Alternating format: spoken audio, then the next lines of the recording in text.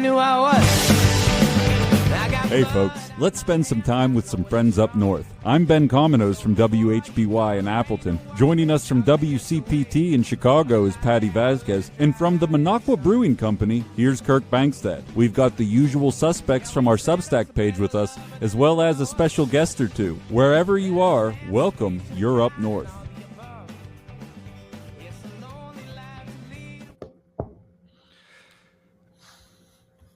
Hey, everybody. Patty, lead me in, Patty. Talk to me.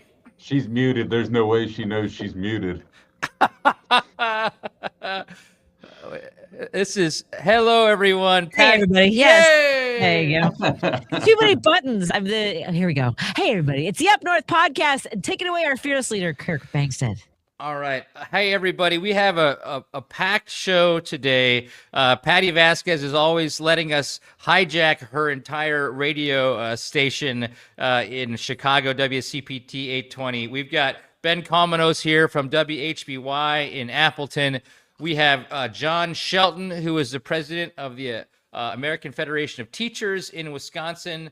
We have Senator Chris Larson, who is hanging out somewhere. I can't see his face quite yet, but he's here. We have Amy, whose dog just came and licked her in the face. And then last but not least, we have Bishop Paul Erickson, who is the bishop of Greater Milwaukee ELCA Lutheran Church. The reason a bishop is here with us today is in segments 2 and 3, we're going to be focusing in on what happens when ICE comes to Wisconsin like it's coming to Minnesota. It's already in Wisconsin. We'll talk about that. They're treating people badly, treating Wisconsinites badly as well, but it's not as bad, obviously, as it is Minnesota, and we got to know how to prepare for what's coming.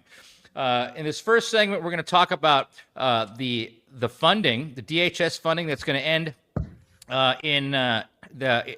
by this Friday, which funds not only ICE but a host of other, the Secret Service, which I'd love to be unfunded, so the president had to fend for himself. But and then in the last segment, we're going to talk about a general strike and boycotting and those different resistance tools. So everyone, Patty, talk to us. Yes. What's going on with the DHS funding stuff, that's happening this week? Well, the DHS funding expires February 13th. Congress has extended funding for most of the government, but only kept the Department of Homeland Security funded through February 13th while they negotiate over immigration enforcement policy. They want a lot of things, like they want to make sure that everybody has, body cameras. They want to know about training, a lot of things that who knows if Republicans will come around to that. Congress passed a $1.2 trillion funding package on February 3rd that funds all federal agencies through September 30th this year, except DHS, which received a 2-week continuing resolution through the 13th.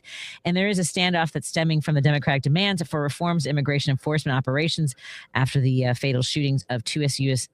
citizens in Minneapolis by federal agents last month. And there was testimony last week. If you didn't get a chance to catch it, I highly recommend that you listen to testimony from people like Marta Martinez, who was shot 5 times. And one of the agents bragged about how it was 5 bullets, 7 holes. So there were people that were shot before Renee Good, shot and killed before Renee Good. So please check out testimony when you get a chance. Great. Thanks for the update, Patty. And as I've said before, I really believe the Democrats gave up a lot of our leverage. Our Democratic senators and congressmen and women gave up a lot of our leverage when they allowed other departments to be funded. The ICE is funded with $775 billion, no matter if we unfund them or not in this DHS bill. So we can't stop ICE with what's going on. We lost a lot of leverage. If you put the air traffic controllers on the line again, we would have had a lot more leverage, because without planes flying, rich people get mad. So unfortunately, I think we gave a lot away, but there's still a little leverage we have. Ben, what leverage do we have, and what does it look like going to happen by the end of the week? Yeah, there's a lot of other agencies, TSA, FEMA, the Coast Guard, Secret Service, et cetera, that still require this kind of funding. And I do believe, to a certain extent, the Democrats have a bit of a blank check in order to prevent this, the government from staying open until we get some kind of concessions here. As Patty mentioned, there's 10 guardrails, as they call them. And what sticks out to me as a former sales guy is you oftentimes throw one or two over-the-top asks into a negotiation in order to remove them later. And of the 10, it's not like there's one that says your uniforms have to say pink and I'm a little baby on there or something like that. Like there is no, we're talking no masks, mandatory body cameras, judicial warrants. That's in the Constitution. Protect sensitive locations, no racial profiling, which basically means you can't do the job if you're a part of ICE. Force standards, identify agency and name, limit property damage detention or property detentions, no quota-driven arrests, and oversight and legal liability. Every single one of those is not only a reasonable ask, but it realistically should be an expected aspect of a federal agency here. And with the favorability ratings where they are, 22% of independents in favor of what's taking place, 5% of Democrats, which I'd love to meet those Democrats, and even 80% of Republicans. Or excuse me, 20% of Republicans not necessarily happy with what ICE is doing. I think the Democrats have a little bit of wiggle room here to keep the government closed for a while for a lot of these agencies and get a lot of these across the finish line. At least they should. We'll see. They've let me down before, but realistically, that seems like a reasonable ask as far as I'm concerned. And whether or not it happens, we'll find out. But I think it's a solid list and a reasonable amount of asks. Okay, Ben. So we got Senator Larson here, and we got John Shelton here.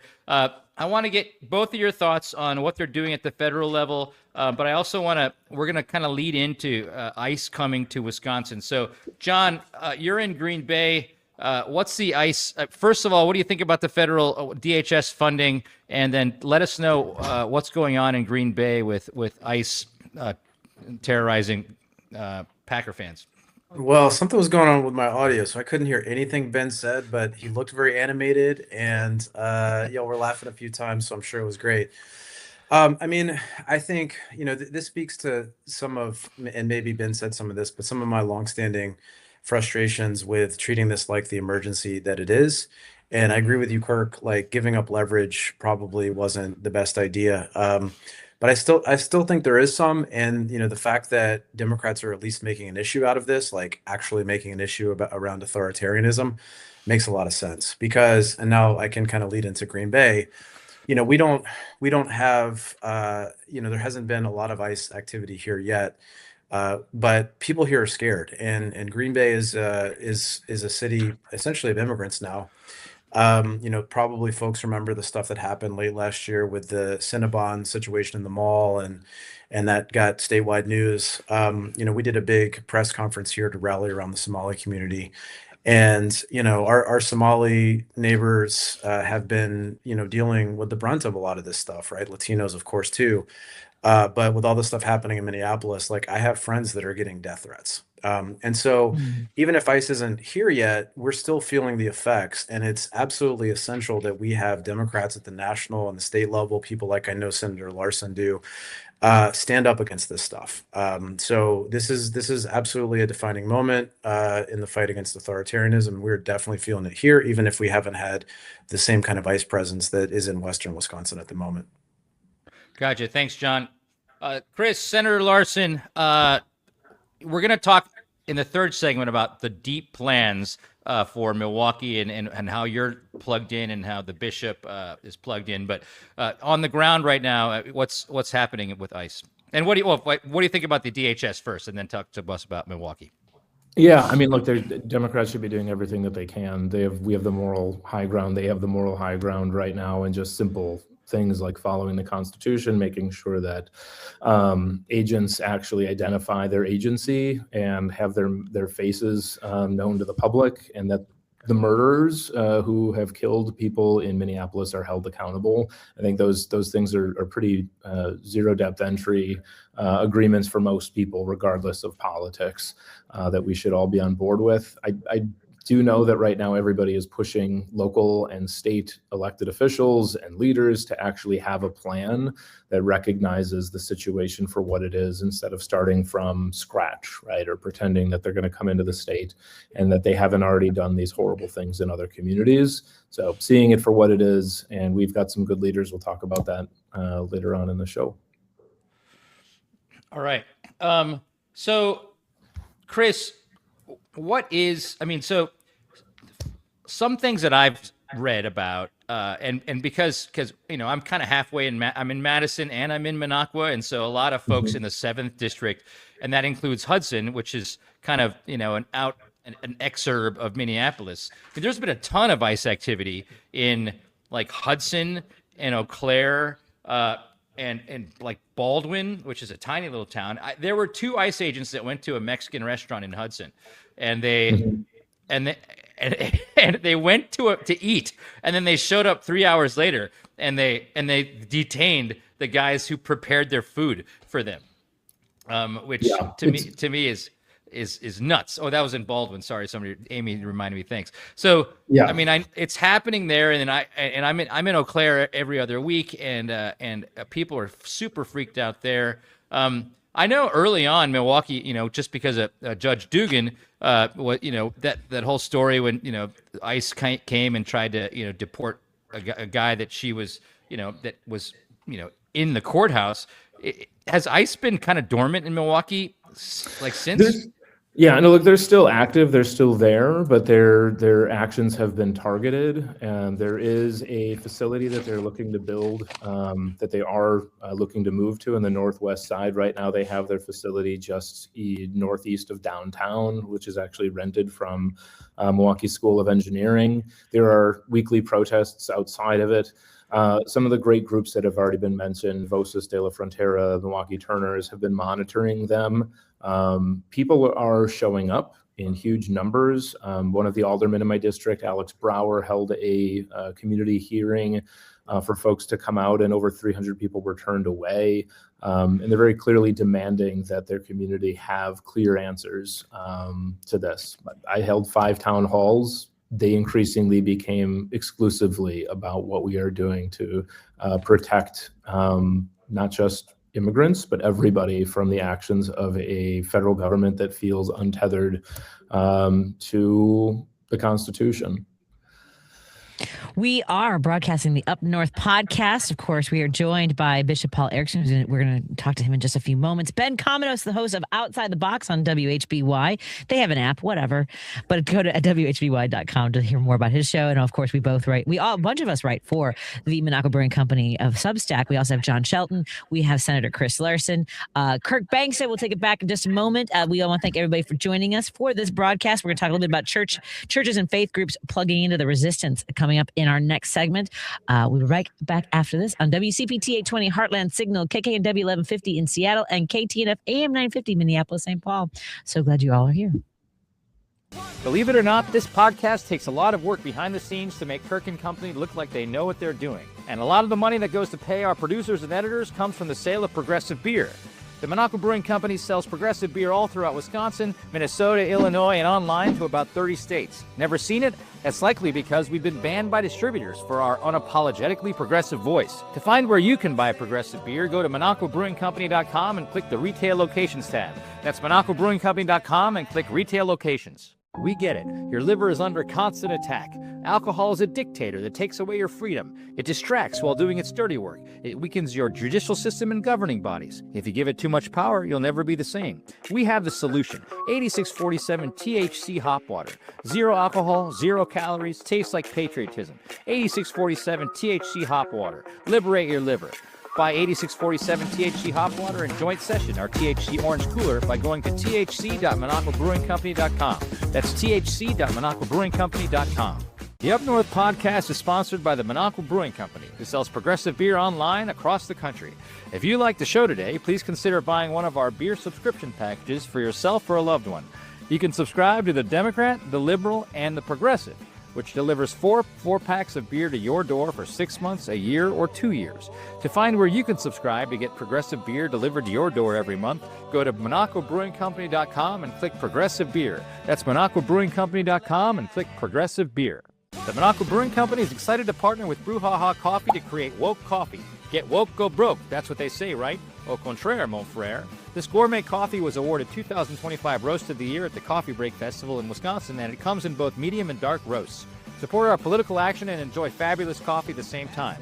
For our Up North podcast listeners, go to the MinocquaMarketplace.com Find coffee under the beverage tab and type in Up North to get 10% off your order. That's MinocquaMarketplace.com and use the promo code UpNorth. 820, where facts matter. And thank you so much. We are back with the Up North podcast. Take it away, Kirk Bangstad from Minocqua Brewing Company. Okay, now for our second segment, we've waited to uncover our dark horse guest for the evening. Our dark horse is actually the angelic horse guest, and it would be the bishop, the Reverend Paul D. Erickson, who's the bishop of the Greater Milwaukee Synod of the Evangelical Lutheran Church in America, where I was raised in the Evangelical Lutheran Church, and very proud of that. Erickson earned a bachelor from Gustavus Adolphus College in St. Peter, which I love because my entire family went there except for me. And he got his Master's of Divinity from the Lutheran School of Theology in Chicago. He has done a lot of ministry work in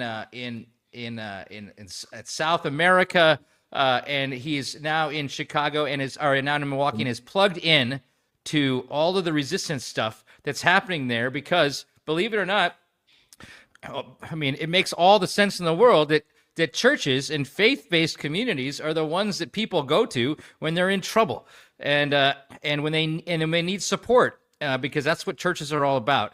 So, Bishop, in this segment, I want to talk about just kind of the overarching role that faith-based groups and churches play across America in kind of I shouldn't say resistance, but caring for those that are being terrorized by ICE, and you could call it resistance, but it seems a little bit like I'm bringing the brand of church down by making you belong to resistance. You're doing what churches do. We are called Protestant, which is protest right in the middle of it. So, hey. Sounds good. So give us an overarching, like maybe not just Milwaukee, but like, you're plugged into, the entire fabric of the Lutheran Church across America. Like, what are people doing around? Like, what are kind of some of the notable kind of moments? I remember, folks holding hands, like rabbis, bishops, whatever, holding hands at different places. What's going on there? And then talk about kind of what you guys are doing. Sure. Well, I think you're right. There's a lot of folks who belong to many different kinds of faith traditions who are recognizing that it is part of our universal call. I mean, almost every religion has some kind of a directive to love your neighbor. And so when we see the government getting in the way of that love of neighbor, we've got to stand up and fight against it. So I spent 13 years living and working up in the Twin Cities, have lots of friends and family and colleague up in Minnesota. And for example, towards the end of January, they put out a call for clergy to show up in Minneapolis. I wasn't able to show up myself, but over 700 clergy came from all across the country and gathered there. This is right before Alex Preddy was shot on Saturday. So this is Thursday. It's like 20 below zero. And that's just the real temperature, not even the wind chill. And they marched on Friday and had thousands of people marching in the streets. And then there was, dozens of pastors lined up at the airport because Delta Airlines is cooperating with ICE, and they just knelt down and blocked the roads until they got arrested. So there's a certain, I think, to claim whatever moral authority we might have as members of the clergy and as members of faith traditions, we have to stand up. And similar to what happened in the civil rights movement, where folks are organizing and standing up and saying that this is not okay.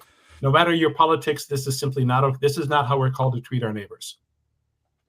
Yeah, Bishop, I love the way that you're kind of describing what's happening here, and I absolutely support what you're saying. The elephant in the room is, though, a lot of the conservative party and the people that are kind of advocating for what's taking place, while I'm sure nobody on this chat actually buys into the way they pitch themselves, they kind of have laid claim to the religious right, as they call themselves. And I just sometimes wonder, and I'm not trying to pit anybody against one another here, but the question I have to ask is, how does it feel as someone who's dedicated their life to this service to kind of watch people using religion and the Bible and their beliefs almost as a bludgeon to kind of justify what it is they're doing in this nation on a regular basis here?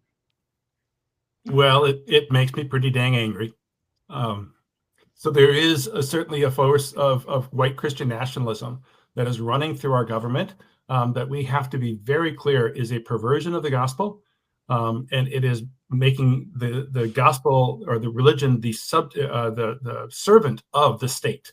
Dr. King, Martin Luther King, who said that the church is called to need to be the master of the state or the servant of the state, but the conscience of the state. And so we have to reject all forms of white Christian nationalism that try to say this is a Christian nation and only Christians belong here. That is simply antithetical to how I understand the faith. We are called to create a world in which every single person has a right to freedom and dignity and love. That's what God wants for them. I don't care what religion they are. They're called to live a full and rich life, and we're called to help them.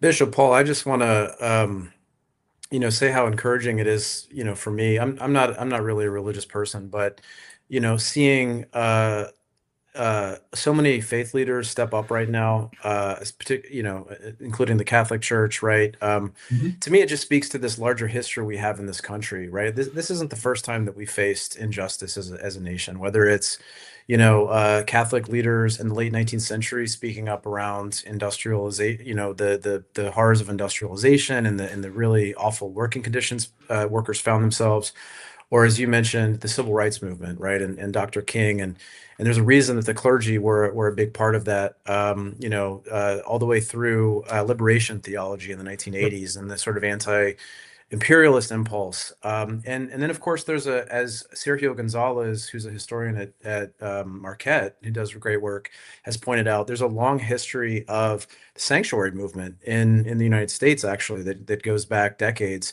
How do you see your place in that kind of broader history of clergy standing up for social justice? And you just talk a little bit about that, because I think it's important that we recognize, like, this isn't coming out of nowhere.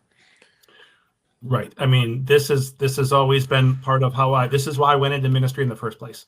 I studied Spanish in Mexico and lived with a family that was involved with base Christian communities that were studying liberation theology, and they were making it real in the streets of Cuernavaca, Mexico. And I was like, I saw how religion had a power to change their lives and the lives of their neighborhoods. And I was like, that's what I want to be a part of. So that's what drew me in. And I've tried to follow in the footsteps of so many faith leaders who have put their lives on the line and put their faith on the line to make a difference for the sake of the neighbor. It always has to be driven towards not what is good for me or my church or my tradition. It has to be outward directed towards the neighbor, or it's not worth doing. So, I mean, Joe Ellwanger is a pastor in our tradition. March with Dr. King has been a longstanding advocate. He's someone that I regularly go to for inspiration. I want to be like him when I grow up. Bishop, it's great that we got kind of a holistic view of how the church is playing a role in fighting back right now and protesting Protestantness.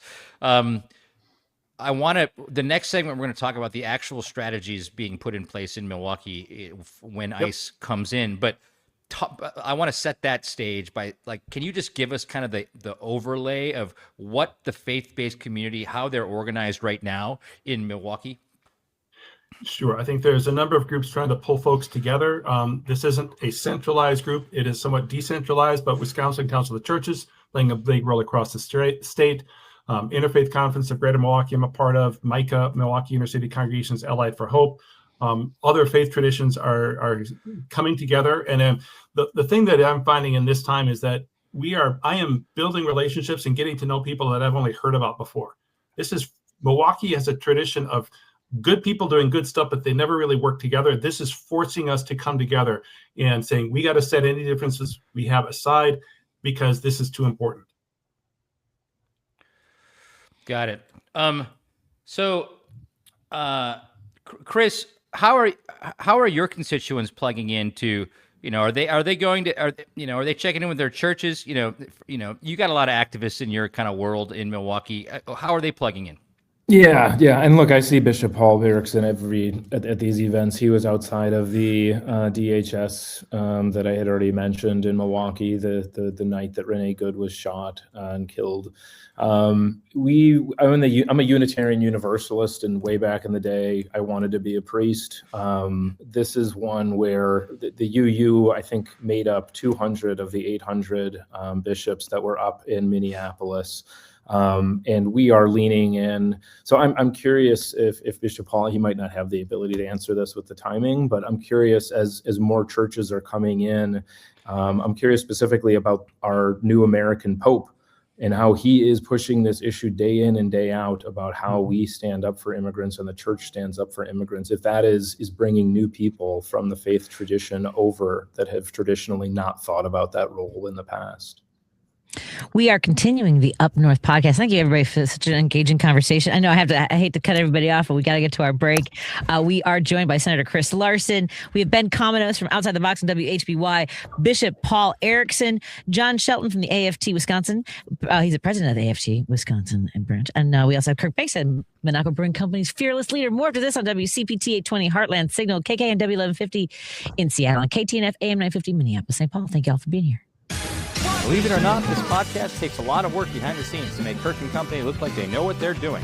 And a lot of money that goes to pay our producers and editors comes from the sale of our progressive t-shirts. The Monaco Brewing Company sells t-shirts to supplement our beer sales because we've been banned by beer distributors for our unapologetically progressive voice. To find where you can buy our t-shirts, go to monacomarketplace.com and go to apparel. For Up North podcast listeners, get 10% off on all of our merch by going to monacomarketplace.com and typing in promo code UPNORTH. That's monacomarketplace.com, promo code UPNORTH. The Up North podcast is sponsored by the Monaco Marketplace, or what we like to call the Amazon for progressives. Every product sold on the Monaco Marketplace is made by a company that's pledged to never donate money to the MAGA movement. There's over 60 companies on our marketplace, and we sell everything from nuts to detergents to doormats. Save democracy with your wallet by shopping only at monacomarketplace.com. For Up North podcast listeners, save 10% on any order in the store by going to monacomarketplace.com and typing in promo code UPNORTH. That's monacomarketplace.com, promo code UPNORTH. We get it. Your liver is under constant attack.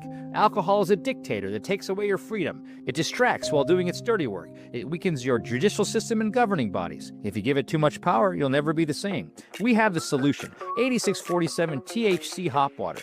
Zero alcohol, 0 calories, tastes like patriotism. 8647 THC Hop Water. Liberate your liver. Buy 8647 THC Hop Water and Joint Session, our THC Orange Cooler, by going to thc.monacobrewingcompany.com.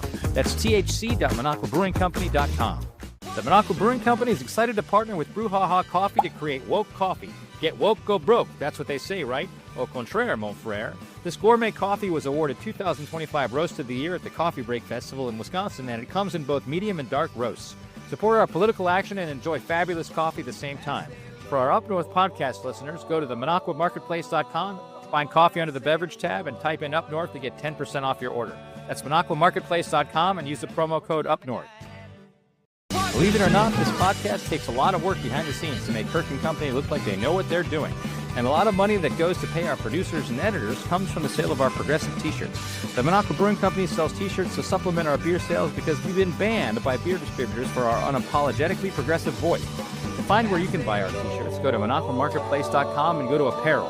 For Up North podcast listeners, get 10% off on all of our merch by going to monacomarketplace.com and typing in promo code UPNORTH.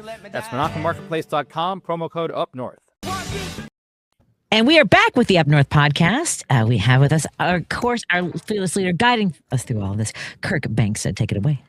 Okay, so this next segment I wanted to talk about.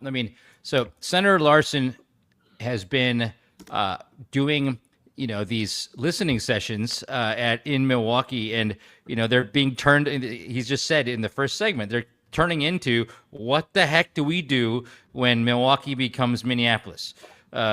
Because it's coming. We know it's coming, and we don't want to. We want to be prepared. So in this segment, we actually want to. I'm just going to pretend we're in your listening session, Chris. Let's talk about the plan in Milwaukee, and then I'll follow up and ask the bishop how the churches are plugging in. Yeah, there is so much going on. I would say the first thing is people are getting active in their immediate neighborhood, of being able to get to know their neighbors in a time where Donald Trump and Republicans are really trying to divide us. We should be doing the opposite of what it is that they're trying to do. So people are getting to know their neighbors, are getting to know new people. and they're building those social networks for when the attacks do come. Of course, they're helping groups that are at the forefront of that, Voces de la Frontera and the group Comité Sin Fronteras. They've launched the Community Defense Network to prepare to keep immigrants safe. This is going to be part of mutual aid, as well as their hotline to make sure that there are ICE verifiers so that there are no false alarms, and then we, the public, will know exactly when ICE is in the area. There are more and more people getting trained on a regular basis. If you are interested, you should message them and sign up, but the numbers are in the hundreds. We actually had the Milwaukee Turners, which is another organization, doing legal training to make sure people know their rights, of what you can and cannot do to make sure you're keeping safe. Legal observing, so that folks are actually monitoring and recording the activities of ICE, and doing that in a legal way. And then when there are inevitably protests and marches, of making sure that they are there to legally observe and make sure that rights are being protected. And then immigration training, which is a free bilingual training called Immigrants, Refugees, and Undocumented People training, with downloadable slides covering encounters with ICE and what to do if agents come to your door, what to look for in terms of a warrant and what rights you have. The big things to know on that is ICE can lie. You know, they can say that they're just trying to get you to open the door. You do not have to do that, right? And there's different ways to prepare for that, including simulations for when and if they do come. So there's a lot happening in the community. The most that people can do, right, is going to the very core of it, of loving your neighbor and not just retreating to fear and freezing, but to do more beyond that. We kind of, I don't know if we have time for a question. I was talking I wanted to go back to Bishop Erickson about the lean-in for if there is more church groups, because I feel like the best thing is to try and expand people out and bringing new people in. So I'm curious if he would be able to answer the question about bringing new people. That's not just me, right? He froze. Okay, that's like I think I knew where he was going with the question. Sorry, Chris, you froze up for a sec. Yes, I think this is a time, certainly, it's all hands on deck. Like we had an interfaith prayer vigil the Monday after Alex Preddy was shot, and we put it out kind of last minute, and there were people calling me who I would never expect to hear from, saying, I'm going to be there. I'm going to be there. So there is, I think, a movement that is happening. And I think certainly, as you mentioned, Pope Leo leading the way within the Catholic tradition. There's a lot of folks. This, like I said, this is not a centralized movement that we're following kind of one charismatic leader. This is diffused, and it is it is kind of a grassroots movement, and everyone needs to roll up their sleeves and get to work. So what we're doing in the church is certainly plugging people into all of the trainings that Senator Larson mentioned, and getting to know the food pantries in your neighborhood. Do they have, every one of our churches has some connection to a food ministry, right? So people I know in Minnesota says that 90% of the activity there is mutual aid. It's the stuff that's taking care of the people who are being who are most vulnerable.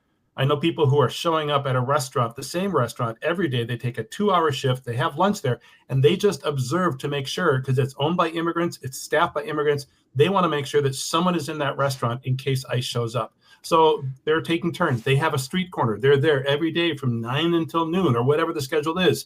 So church people are ready to roll up their sleeves and get to work, because it's all hands on deck.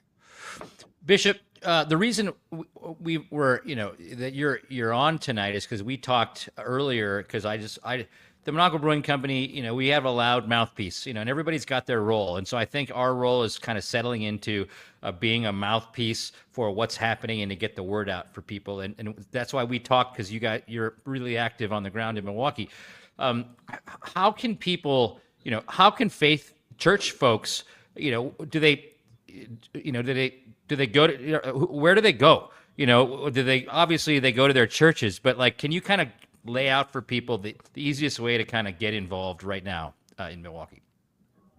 Well, I think there are a number of networks, certainly finding out from your local congregation, who are we plugged into? So there are, I mean, you could have a full-time job in the city of Milwaukee right now, going to all of the meetings and all of the protests. There's a never shortage of places to show up. There's a group of people who are learning protest songs. They're going to call the Justice Singers, and they're just going to show up at events to start singing and changing the tenor from this kind of violent confrontation to saying, look, we're just trying to love our neighbors, and music can help shift the tenor of those kind of confrontations. We're going to be training chaplains, protest chaplains, who can go out and just, again, try to take the temperature down when things get to be confrontational. Let's focus on what's important and try to save some of the worst things from happening, as we have seen in Minneapolis. We need money. There's going to be folks who are going to need to. A friend of mine is a pastor in Minnesota, said she has an annual fund for emergency situations. It ran out in 2 weeks. The whole year's fund was used up in 2 weeks because they're taking care of people who own restaurants, who can't take their kids to childcare, who need to stay home from work. All of those kinds of things. It's just caring for our neighbors. So we need money, we need volunteers, we need people who can drive food to people who don't want to sit and wait in line in the food pantry, but we'll deliver the food to you. So there's a lot of places to get involved, and you don't have to, shout at an ICE agent and get really confrontational to be part of the resistance. There are many entry points. I actually have a question here for Senator Larson about what's going on in Milwaukee. I've mentioned this on this show before, and I don't want it to sound like I'm saying we shouldn't be prepared or shouldn't be thoroughly ready for some kind of nonsense to take place in Wisconsin. But out of curiosity, what are you hearing on a political front in terms of the way I've phrased this is the Trump administration isn't afraid to send ICE to Chicago or to Minneapolis because those are states that are never going to go red anyway, and they're kind of doing this for scare tactics. We have statewide races in Wisconsin where I'm a firm believer that we're a purple enough state that enough people in this state will be disgusted by any type of overbearing, over-the-top ICE presence in the state of Wisconsin. Are you getting any feel for that on the ground? Can you tell if there's the political will, maybe even in the state Senate or the Assembly, from the Republicans who are maybe like, look, don't send them here. I'm already with the way the maps are drawn now, we're already in a 50-50 district, and we don't need this albatross hanging over our neck. Am I Pollyannish thinking that way, or is there a little bit of that going on? I mean, I hope you're absolutely right. There was actually a public statement made by Scott Fitzgerald, who used to be a Senate Majority Leader for the state legislature, and he is now a congressman, of course, for Waukesha in that area. And he publicly said we don't need ICE, and think most of this can end up being handled here. So I think he understood the political implications that having ICE in the state is something that really is an albatross, because it hangs it around the local politicians, including those at the state level. We had session today. There is a stunning lack of engagement on what is happening at the national level. They do not want to be talking about this, but there is a conflation. People don't understand the distinction between what's happening federally, what's happening at the state level, and what's happening at the local with Republicans. They all get that they're beholden to Donald Trump because they refuse to speak out against him, and they recognize how much of this is not helpful to their base. So I don't think it'll protect us forever. I will say that they already have their eyes on Wisconsin, right? Wisconsin was one of the first places where they went after Hannah Dugan, judge, when she was specifically asking for a judicial warrant. And because they did not have that, she sent them someplace else. The understanding from the locals was like, well, of course you acknowledge and you give federal agencies whatever they want. That in the intervening time has proven not to be the widely accepted protocol, and they are wearing thin, right? Everything that they're saying is a complete lie. Uh-oh. I guess that means it's my turn. That's Senator Chris Larson. I have a question actually for John Shelton. AI cuts Larson off when he's getting long-winded. We spoke to a teachers union yesterday, actually, out of Minnesota. So, John, I wanted to ask you, because obviously the kids are terrified. The teachers are trying to do the best to protect their children. Folks are staging walkouts and things like that. What are you hearing from your members? Yeah, well, first of all, tremendous amount of solidarity and support for folks in Minnesota, right? So like we've had members participating in rallies pretty much across the state. Just last Friday, I was at a rally that our faculty and staff union put together in Madison, and it was like the third rally of the day, right, including a march. But this was just our local union in conjunction with some students, and so these things are happening everywhere, and we're the next state over, right? So like people recognize this is coming here, and I think it's important to recognize like these are not just like blue areas that ICE are going into or potentially Yep. targeting, but like they're union areas, right? Like I was saying this recently at a meeting of AFSCME retirees. There's a reason they're going into into places like Los Angeles and Chicago and Minneapolis, and a reason why they would go into Madison or Milwaukee. It's because these are organized areas, and in times of authoritarianism, it's always labor unions that are, as with the clergy, that are leading the charge against authoritarianism. So we're in complete solidarity. We've been doing everything that we can, not just to support folks in Minnesota, but also, I mean, we have members that actually, work in Western locals that live in Minnesota, and we're at some of the big rallies there, including the day-long strike. But we're also preparing here for what happens. And with Minneapolis as sort of the template, like we feel like we kind of have some ability to do that because we know what it's going to look like, right? Excellent. I'm so glad you guys are prepared. I don't mean to cut you off. We're going to run to a break so we can get our last segment in. That's John Shelton, AFT president in Wisconsin, Senator Chris Larson, Ben Cominos, Bishop Paul Erickson, and of course Kirk Banks of Monaco Brewing Company. Let's take a break here and be right back in a moment for Up North Podcast. Jonas. Believe it or not, this podcast takes a lot of work behind the scenes to make Kirk and Company look like they know what they're doing. And a lot of the money that goes to pay our producers and editors comes from the sale of Progressive Beer. The Monaco Brewing Company sells Progressive Beer all throughout Wisconsin, Minnesota, Illinois, and online to about 30 states. Never seen it? That's likely because we've been banned by distributors for our unapologetically progressive voice. To find where you can buy Progressive Beer, go to MonacoBrewingCompany.com and click the Retail Locations tab. That's MonacoBrewingCompany.com and click Retail Locations. The Up North podcast is sponsored by the Monaco Marketplace, or what we like to call the Amazon for progressives. Every product sold on the Monaco Marketplace is made by a company that's pledged to never donate money to the MAGA movement. There's over 60 companies on our marketplace, and we sell everything from nuts to detergents to doormats. Save democracy with your wallet by shopping only at MonacoMarketplace.com. For Up North podcast listeners, save 10% on any order in the store by going to MonacoMarketplace.com and typing in promo code UpNorth. That's MonacoMarketplace.com, promo code UpNorth. The Up North podcast is sponsored by the Monaco Brewing Company, who sells progressive beer online across the country. If you like the show today, please consider buying one of our beer subscription packages for yourself or a loved one. You can subscribe to the Democrat, the Liberal, and the Progressive, which delivers four packs of beer to your door for 6 months, a year, or 2 years. To find where you can subscribe to get Progressive Beer delivered to your door every month, go to MonacoBrewingCompany.com and click Progressive Beer. That's MonacoBrewingCompany.com and click Progressive Beer. Believe it or not, this podcast takes a lot of work behind the scenes to make Kirk and Company look like they know what they're doing. And a lot of money that goes to pay our producers and editors comes from the sale of our progressive t-shirts. The Monaco Brewing Company sells t-shirts to supplement our beer sales because we've been banned by beer distributors for our unapologetically progressive voice. To find where you can buy our t-shirts, go to MonacoMarketplace.com and go to Apparel. For Up North podcast listeners, get 10% off on all of our merch by going to MonacoMarketplace.com and typing in promo code UpNorth. That's MonacoMarketplace.com, promo code UpNorth. WCPT 820, because facts matter. Sorry, I missed my telling everybody we had 10 seconds to come back. It's the Up North podcast with Kirk Bangstead, Monaco Brewing Company, leading the way. Take it away, Kirk. Okay.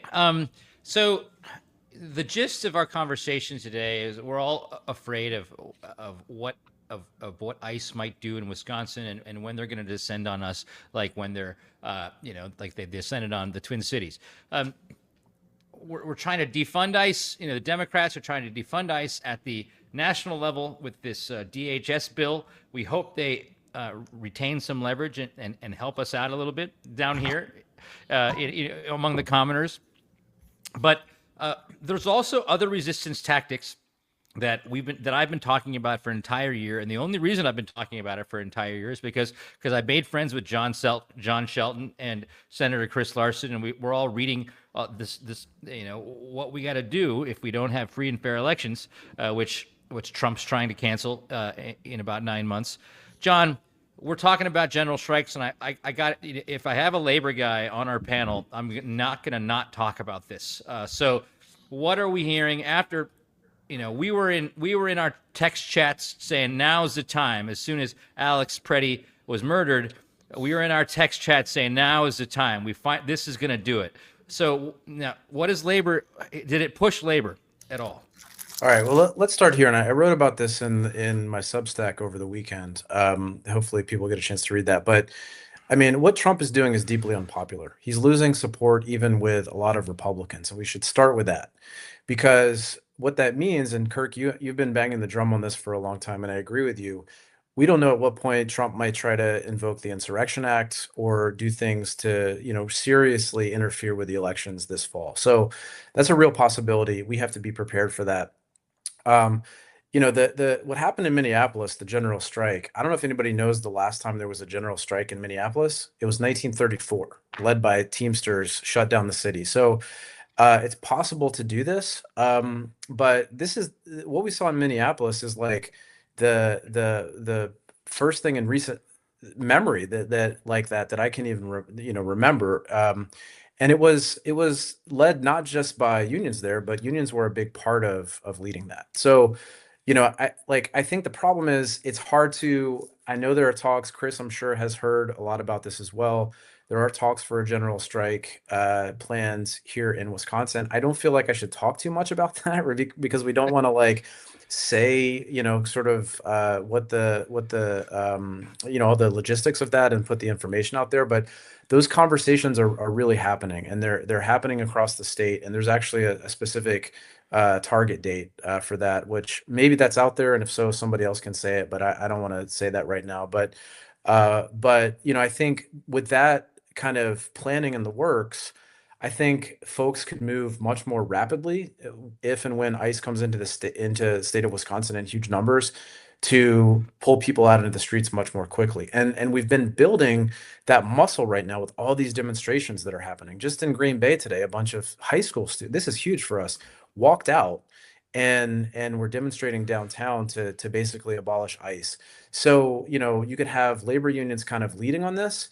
This is something AFT Wisconsin as a sanctuary union, we are deeply interested in being a part of. But I think there's all these other civic groups too. And the question is, how do you move rapidly and scale up? And I think Minneapolis has given us the template, and I'm really encouraged that these conversations are happening here already. Awesome, John. So, no, I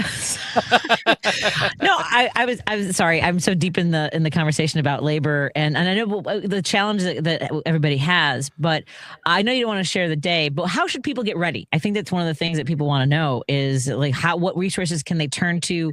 What should they think about in planning ahead? Yeah, I mean, so the big thing is if you are in a workplace and you have a union, you need to join your union. And it's not important to join just to pay dues or be tapped into something. It's also important that you join so that you can push your leadership to be a part of taking more militant action, right? And if you don't have a union, start one. I mean, even if you don't have a large amount of people, setting at first, setting that, and even if you're not collective bargaining yet, right? Setting in place that nucleus of folks that can quickly call on people and bring them in. That's going to be really, really important. So you should absolutely do one of those two things. If you're retired or you're not in a workplace where that's possible, think about tapping into some other civic organizations that might be connected to unions. Or if you're part of an organization like Indivisible, for example, ask them to connect with local unions that can be a part of this planning and really work together. We all need to be pulling in the same direction. What we have right now is not a persuasion problem. Everybody, a vast majority of people understand how the kind of tactics that ICE is doing and how that threatens as Senator Larson said, our constitutional liberties. What we have is an organizing problem, and the question is, how do we continue to get people to pull together? And that's what we need to be focusing on. All right, so general strikes. I'm reading from the Resistance Bible here. General strikes are the most important tool that we have, the most important nonviolent tool that we have outside of elections, in order to affect regime change. If all hell breaks loose. But the other tactic, which is extremely important as well, that has been used to some degree of success already in America, is boycotting.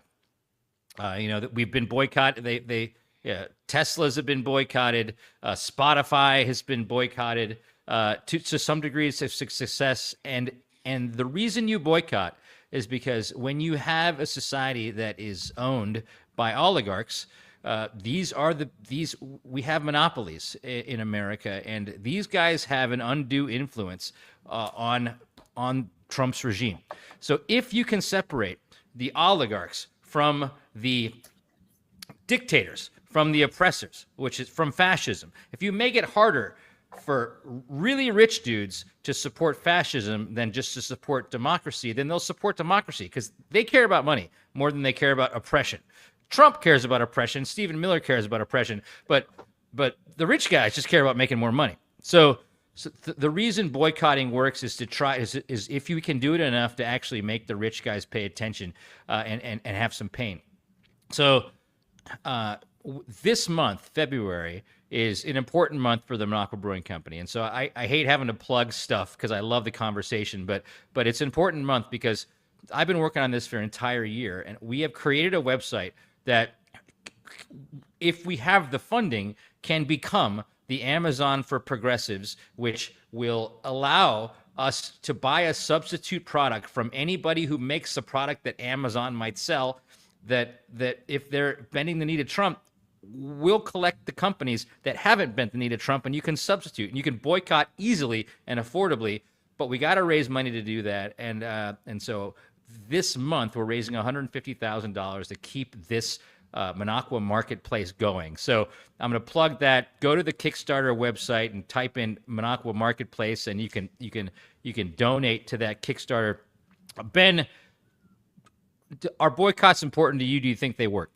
Yeah, what's interesting, Kirk, I think this is because I only ever read like 20% of the emails that I ever receive. But you and I did our office hours yesterday, and I didn't even realize that this was happening when I told you that the left needs to get their act together in terms of how they boycott. And I gave examples like Bud Light or the Buzz Lightyear movie, and showing that conservatives, when they're ticked about something, no matter how stupid that cause may be, they seem to find a way to rally the troops and really enact the kind of change that they want to see. And we as leftists and liberals sometimes are lagging on that front. And I think having the necessary resources or information or capacity to know where the boycott should be aimed, I think is a hell of a tool to have that would help people really start to enact that kind of change. Because we watched a 2-year campaign for Bud Light to be like, no, trust us, we're back to normal, and we have the same capacity. There's more of us than there are of them. So it's absolutely effective. We've seen it happen, and it'd be great to aim this at companies that deserve it a little bit. And by the way, Kirk, I mean, you guys have all seen how much people are reacting to this and how many people are thrilled. And I also want to mention, so with Goods Unite Us, I think we also need to remind folks to go visit Goods Unite Us, because even now you can find out. I try to make sure that I'm it's more blue on that graph than red. So at any rate, thank you so much, everybody, for joining us. We actually have about 50 seconds if anybody wants to. Bishop, I want to ask you this before we go. If you just let folks know any websites that you want us to go to support the work that you are doing. Well, certainly, probably some of the main. I also want to give a shout out to Forward Latino, that's doing a whole lot of training and organizing across the nation in 21 different states, but they're doing really, really good work, and they're helping to draw a lot of folks together. So Forward Latino, Voces de la Frontera, those are the two main groups that I'm working with in the Milwaukee area. And there is no wrong place to help. We need everybody. Excellent. Thank you so much, everybody. Again, John Shelton, Senator Chris Larson, Ben Cominos, Bishop Paul Erickson, Kirk Banks, and everyone go to MinocquaBrewingCompany.com. We could use your support. Don't forget to sign up for the Substack as well. You can catch our work every single day throughout the weekend. Stay up to date on everything that's developing, and please contribute to the Kickstarter if you don't mind. Bye, everybody. Have a good night. See you tomorrow. Up North Podcast next Wednesday.